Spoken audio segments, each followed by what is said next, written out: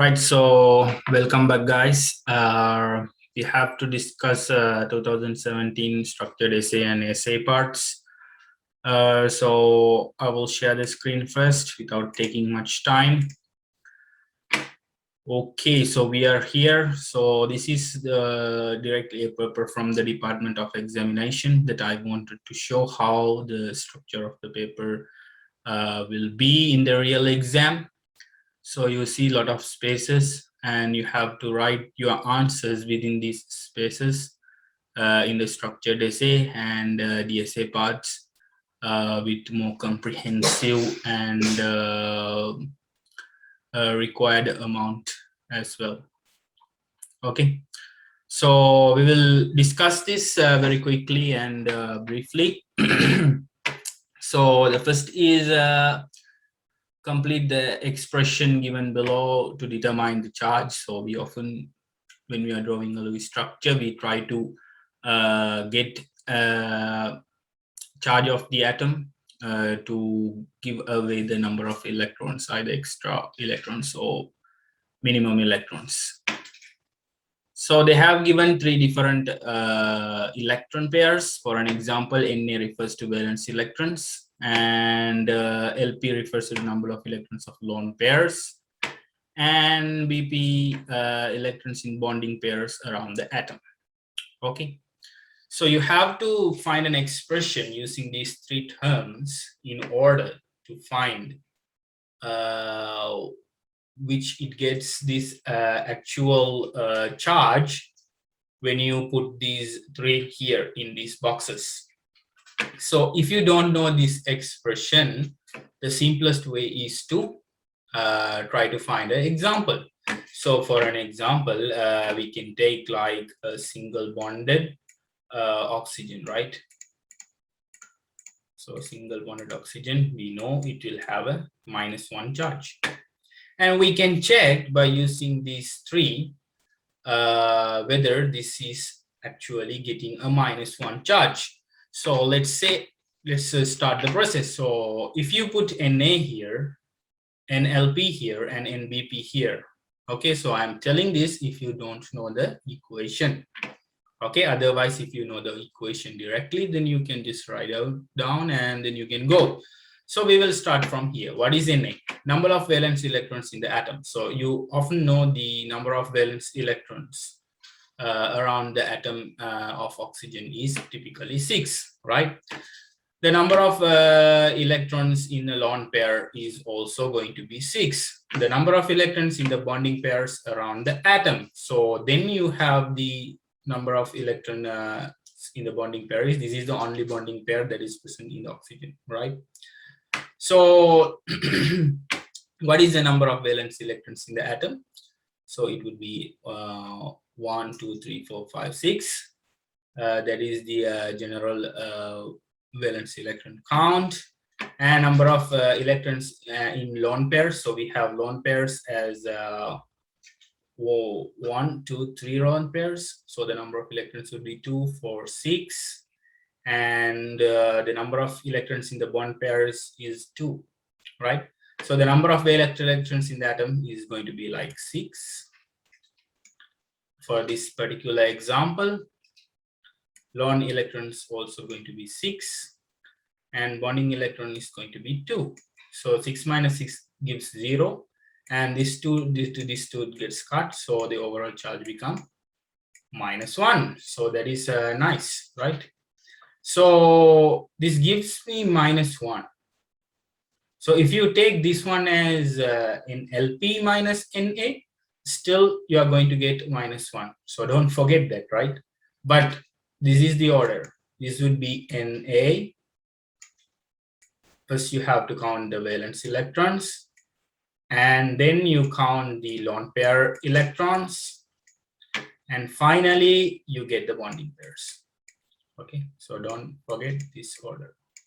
So this is a simple example that you can check. Okay, fill in the values for Na, LP, and NP in appropriate boxes and calculate the charge on sulfur. So in the given molecule. So what is the charge? So let's go with this. So first one is number of electrons. 1, 2, 3, 4, 5, 6. So generally sulfur, it has 6 valence electrons. So this is 6.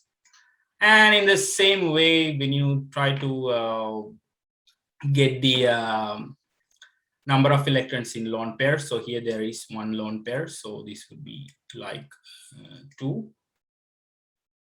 And then half times, again, what is this number of electrons in the bond pair? So this would be like 2, 2, 2, 2. So this is normally would be 2, 4, 6, and 8. So if you put here 8, then you can see what is actually happening. So 6 minus 2 gives you 4. And 2 divided by 8. So 8 divided by 2 is 4. So 4 minus 4 is going to give you the charge is 0. Okay. So this is normally what is going to happen when you put the real values of these atoms and the valence electron. So this is the simplest explanation that I can give you. And you can see that normally we say when the valential electron is 6 here, automatically the charge is going to become 0. So it is true here based on this equation also. Right, so the next one is draw the most accepted Lewis structure. So you see this normal structure, they say, first structure, they say, is little different from the general trend as we have seen, right? So in fact, I told you before, so 2016 is what we see a different paper of the structure and essay in the giving different flow charts. So you can expect different things from 2017 as well. So this is one of the areas that they have tested the basic knowledge. Right, so most acceptable Lewis structure. So according to these two, you have to understand, you have to generally take the electropositive one. So when fluorine, you know you cannot take, then chlorine and oxygen, you should understand chlorine should be there. So basically there will be chlorine in the middle and 2 double bonded oxygen, and also there can be 2 fluorines as well, right? Right, so typically it can be. But there is a positive charge. So chlorine, you know, there are 7 electrons, so 1 is removed, so 6. So 2, 4, 1, 2, 3, 4, 5, 6. So 6 electrons are nicely present in this. Okay, so you can either draw in this way, but make sure this is Lewis structure. So you have to show all the valence electrons of each atoms. Okay. Don't forget to do that. So this is the structure. There will be a positive charge in the chlorine. I have to put that one, right? And the next one is the most stable restructure for the molecule is shown below. So this is given. So you see the trend is little bit different. Okay. Draw another 2 Lewis structure. So the simplest way to draw another 2 Lewis structure is like you give these 2 electrons to the sulfur and draw 1. Or either you can give these 2 electrons to carbon and draw another, because you just need to draw 2 resonance structures. So when you draw this one, there will be carbon and sulfur as same. So this is hydrogen. And then there will be this lone pair here, and there will be a triple bond here now. Then oxygen will have a positive charge because of 1, 2, 3, 4, 5. 1 electron is missing here. And sulfur 1, 2, 3, 4, 5, 6, 7. So it will have a negative charge. This is 1. Or either in the second one, you can give the lone electron in the sulfur to carbon. So basically carbon will have a negative charge. To be now a carb anion, and there will be these In fact, these 2 electrons are taken, so that is why there is a negative charge. Then there is sulfur here that you can draw that give a slight positive charge. But don't forget, you have to show these 2 lone electrons, which is taken here. And there will be this one. But here there is a negative charge now, but sulfur here there should be a positive because 1 electron is missing. 1, 2, 3, 4, 5. There should be 6. So you can draw this one as well. But don't forget, this is these 2 are not only Lewis structures that are possible. In fact, you can draw 4 Lewis structures for this. So in fact, resonance structures, this is the most stable one. So there are 2 more resonance structures that you can draw. Okay. The thing is, you have to just change the electron flow to a different structure and make sure the electron count is possible around the atom. Okay. Now here sulfur 7 is acceptable, 5 is acceptable. Although they have a plus and minus charge, they can still have. Okay. The stability is different, but you can have these structures as resonance structures. Right. So based on the hypothetical Lewis structure given below, so we have discussed the first part of this. We are moving on to the second part of this. Still the same question. So regarding the carbon, nitrogen, and oxygen, so they have given the typical Lewis structure for this hypothetical compound, and you have to fill the boxes given below. So first one is VSCPR pair. So I have told you before, VSCPR pair mean they are talking about the repulsion units. So repulsion units normally equals bond pairs plus lone pairs. So that's the idea. So let's talk about this N2. So N2 is this. So you have 2 sigma bonds here, which is going to be our bond pair. So this is N2. So this should be 2 here. And C3 is this. So 3 sigma bonds. So this should be 3. And oxygen 1, 2, 3, 4, 4 repulsion units, 2 sigma bonds and 2 lone electrons. And nitrogen 3 and 1, that is again 4. So this is very simple because we have now discussed this many times. Okay. And then you can write down the electron pair geometry, and you can do many things, right? Because now this will become very simple thing, like electron pair geometry of this one is linear. So this is linear. Write down this is linear, and carbon 3 is trigonal planar, and oxygen 4 is tetrahedral. So then this one nitrogen will be again tetrahedral, right? Then the shape you can write, this one is again linear. C3 is trigonal planar because 3 sigma bonds. Oxygen will be again angular with 2 bond pairs and 2 lone pairs. Nitrogen will be pyramidal. Okay. And also the hybridization. So the hybridizations would be sp, sp2, sp3, and sp3. Okay. sp, sp2, sp3, sp3. So these are very simple things. And also you can write down the orbitals. These are very simple things if you know the hybridization, and then you can easily write down the mixing orbitals. I don't think I have to write all these things. Okay. You should be able to write down. Because here, you know, this is a sp, and into then C3 is going to be sp2. This oxygen is going to be sp3, and nitrogen is going to be sp3. Then what you have to do is you check the terminal atoms when they have asked here. For an example, C3 and O7. So C3 and O7. So O7. Now C3, we know this is sp2. So this bond is between surely sp2. And don't forget, for oxygen, it could be either sp2, because this is sp2 like 1, 2, 3, or either it can be 2p. So this is what we have discussed many times, right?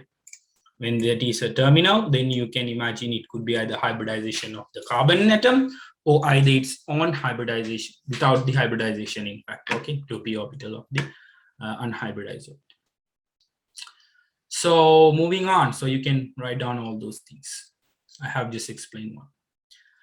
Right, so moving on, this is again a basic question that they have tested you. So you can see this question is a little bit long, but still very important, right? So identifying the subshells along with their azimuthal number L. So you have to identify the subshells. So it's P, D, whatever. Then you have to write their number, the azimuthal number, the L, which refers to the angular momentum, and then the magnetic properties, magnetic quantum number, and finally the number of electrons for a principal quantum number where n is equal to 3. So when n is equal to 3, you know it can go up to S, P, and D. So subshells, you can have S, you can have P, and you can have D, right? So S, when S is there, L is 0. When P is there, it is 1, D is there. So magnetic should be 0 for S. P, if it is L is 1, you know the magnetic will go from 2L plus 1, right? So 2L plus 1 means basically minus L to plus L. So minus 1, 0, plus 1. And here it would be minus 2, minus 1, 0, plus 1, and plus 2 finally. And the maximum number of electrons. So S, you know, it should be 2 here. And P, you know, it should be 6 here. And D, it should be 10 here. So these are very simple things, right? Don't forget these things. These are very basic. And you know, these things are very simple as well. So this is the way that you can fill this table, okay? This is the most acceptable way. Then identify the types of intermolecular forces. So argon is a gas and there is only like a unimolecule, so only argon atoms. So normally this contain London dispersion process. And NO, it is a gas, so here it is the London forces.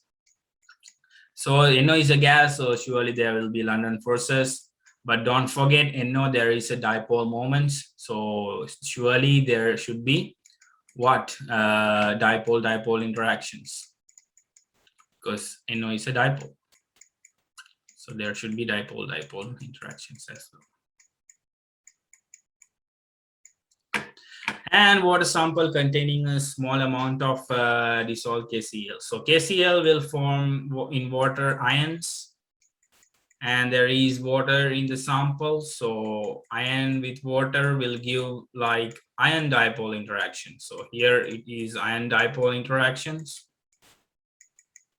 Okay. So this K plus will be hydrated by water molecules. That is why ion dipole. And also don't forget there is water network. So there will be hydrogen bonds as well.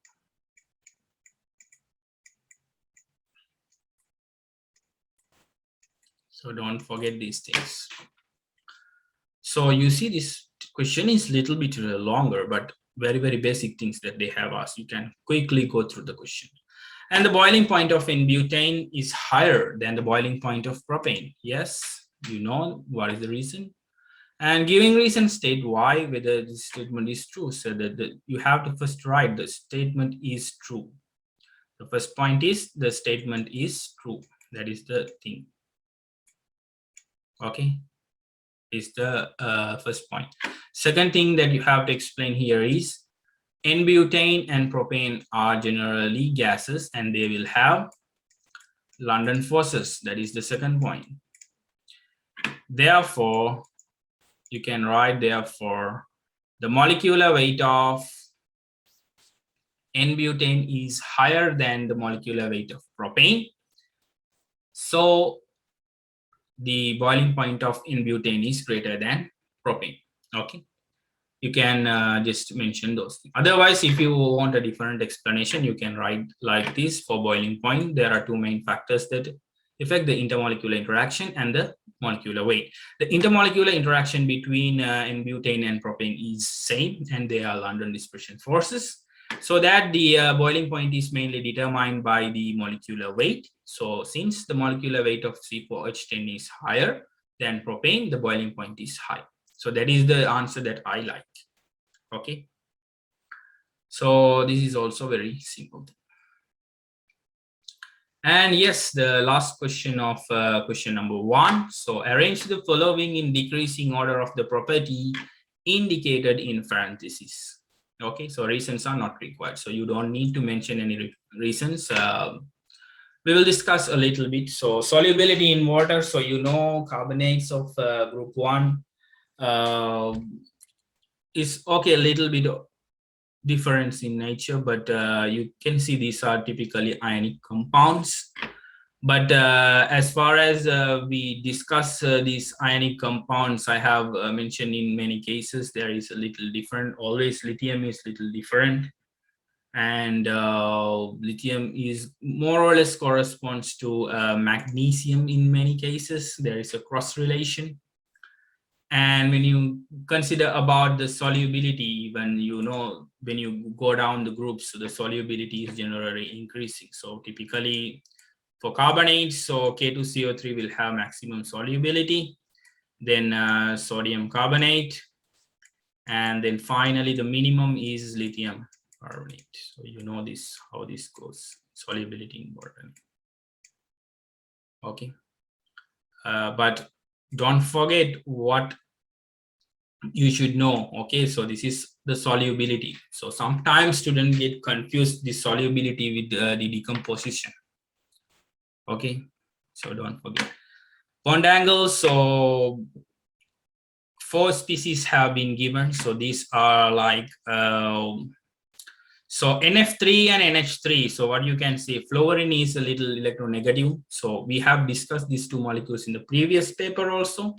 So here nitrogen will be little positive here in nature, and here nitrogen is little negative in nature, right? So the bond electron cloud is more towards nitrogen. So there is not a lot of bond repulsion. So this will have the minimum. Then here nitrogen, there is a little bit high electron density. So there will be little higher electron repulsion between the bond pairs. So that the bond is little larger than this. And so here 4 bonds typically like sp3. That is why I consider these two separately. And when you go to these two, and you know this is seems like NOCl with a angular shape if you think about this. And you know NO2 plus is already about 180 degrees Celsius. We have seen this in and this should be lower than that. We have already seen this in benzene electrophilic substitution reactions. So this is very common here. So there are 4 bonds, so its bond angle should be even lower. And according to our discussion, NF3 should have the smallest, and then NH3, and then NOCl, and then NO2 plus, right? So these are the typical angle. And electronegativity, so again, you can go with the hybridization. So here, these two are very similar. And this is like sp3. This is sp2. And these two typically becomes sp in nature, right? So according to that piece of information, this should have the lowest CH3Cl, and the maximum out of these two, you have to think about chlorine, because carbon is bonded to 1 oxygen and 2 chlorines, but here carbon is bound to 2 oxygens. So this is higher, CO2 is higher. Okay, and then there is HCN and CO2 in between. So we can go with first with HCN. and the sp2 becomes here. It is sorry, COCl2. Right. So this summarizes our discussion for this particular question. Right.